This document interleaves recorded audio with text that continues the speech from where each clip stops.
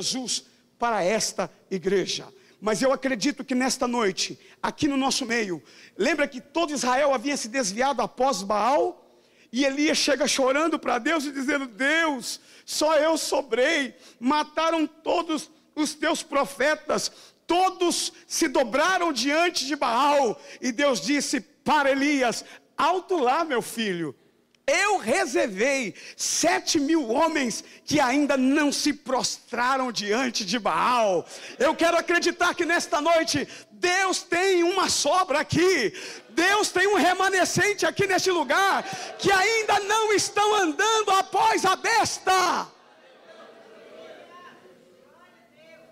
Aleluia. A igreja de Laodiceia, uma igreja ameaçada pela besta. A mensagem para a igreja de Laodiceia tem a ver conosco aqui, hoje à noite, e com a igreja dos nossos dias. Escute o que eu vou falar com você.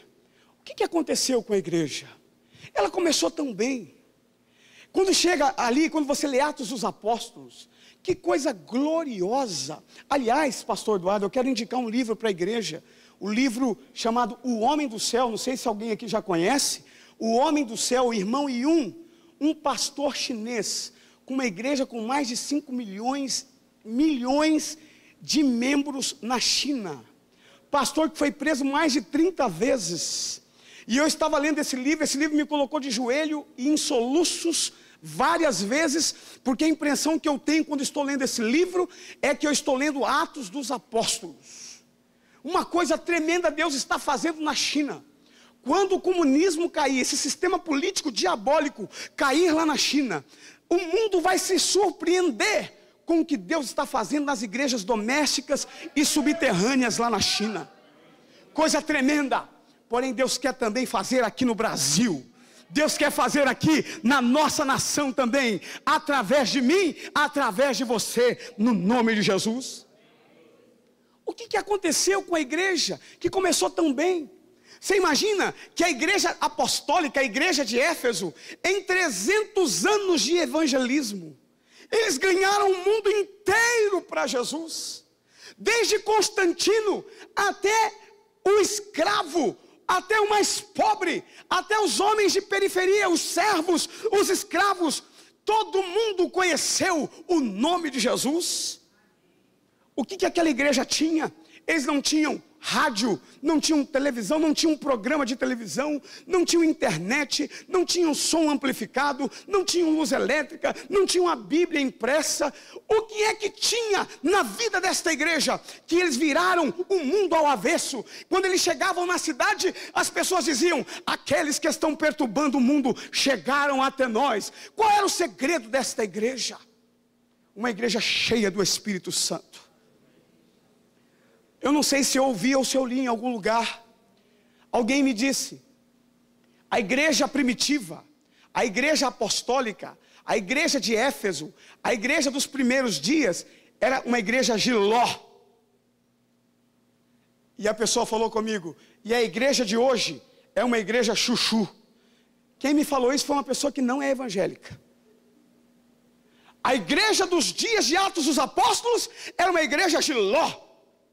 A igreja dos dias de hoje é uma igreja chuchu. Você coloca o chuchu com a carne, ele pega o gosto da carne. Você coloca o chuchu com a batata, com a cenoura, ele pega o gosto dos outros vegetais, dos outros legumes. Você coloca o chuchu com o chuchu, ele pega gosto de chuchu. É extremamente influenciável, contagiável. Agora o jiló, você coloca o jiló com a cenoura pega o amargor dele. Você coloca o jiló com a carne pega o gosto do jiló. Hoje à noite, eu quero ver aqui uma geração de crentes jiló. Crentes que influenciam na faculdade, crentes que influenciam em casa, crentes que influenciam na rua onde moram, aonde quer que você vá. O Espírito Santo que está em você vai influenciar e vai transformar o ambiente. Era assim esta igreja dos primeiros dias, a igreja primitiva, uma igreja poderosa, Mas o que foi que aconteceu com a igreja? Ela foi se arrefecendo, ela foi perdendo o primeiro amor, ela foi se esfriando. O que foi que aconteceu com a igreja? Algumas vezes eu comparo a nossa igreja a um físico muito conhecido mundialmente, comparado a Albert Einstein, um físico chamado Stephen Hawking, o pai da teoria do buraco negro, extremamente inteligente, um dos homens mais inteligentes do mundo. Porém, quando eu vi a foto do Stephen Hawking, eu fiquei estarrecido com a foto, porque o Stephen Hawking, ele é tetraplégico, ele vive numa cadeira de roda motorizada, e ele é todo troncho, é todo mirrado, todo encolhido. No corpo do Stephen Hawking, só 3 dedos funcionam. E sabe como é que ele se comunica com as pessoas? Através de um computador. Ele tem uma tecla aqui na sua mão, e através desses 3 dedinhos, ele se comunica através de um computador, saindo uma voz metálica. Um homem tão inteligente, uma cabeça excepcional, extraordinária, um gênio. Porém, o corpo não lhe obedece. O corpo não obedece os comandos da cabeça. A Bíblia diz que Jesus é o cabeça da igreja. Não há nada de errado com a cabeça do Senhor Jesus. Não há nada de errado com o nosso Deus. Não há nada de errado com o cabeça da igreja. Mas algumas vezes eu tenho olhado para a igreja e tenho visto a igreja não obedecendo os comandos da cabeça, os comandos da igreja. Que o Senhor Jesus nesta noite possa estar curando-nos da paralisia, da doença, da letargia, e que nós possamos começar a obedecer os comandos da cabeça e fazer aquilo que o Senhor nos manda fazer. Aleluia, aleluia. O que aconteceu com a igreja? Sabe o que Jesus falou para Éfeso? Olha só, as 3 coisas que nós temos que fazer, nós vamos fazer no final desta reunião. Primeiro, lembra-te de onde caíste. Pode dizer para o seu irmão do seu lado: lembra-te de onde caíste. Diga mais uma vez.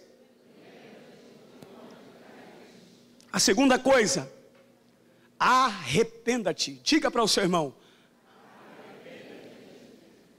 Terceira coisa que ele fala: pratica as primeiras obras. A igreja que vai passar por um avivamento tem que passar por essas 3 escadinhas. Primeiro, onde foi que eu caí? Onde foi que eu errei? Segundo, arrepender-se significa dar uma volta em U. Você estava indo para a serra, mas opa, não é para a serra que eu quero ir ir para Cariacica, então eu mudo de direção. A palavra arrepender significa metanoia, mudar de cabeça, mudar de sentimento, mudar de direção. Isso que significa, a igreja está indo para uma direção, opa, está errado, a Bíblia está dizendo que está errado, então vamos pegar a direção que a Bíblia está indicando. Isso que significa arrepender-se. E por último, pratique as primeiras obras. Pratique as primeiras obras. Mas o primeiro passo é lembrar-se. Lembra de onde caíste.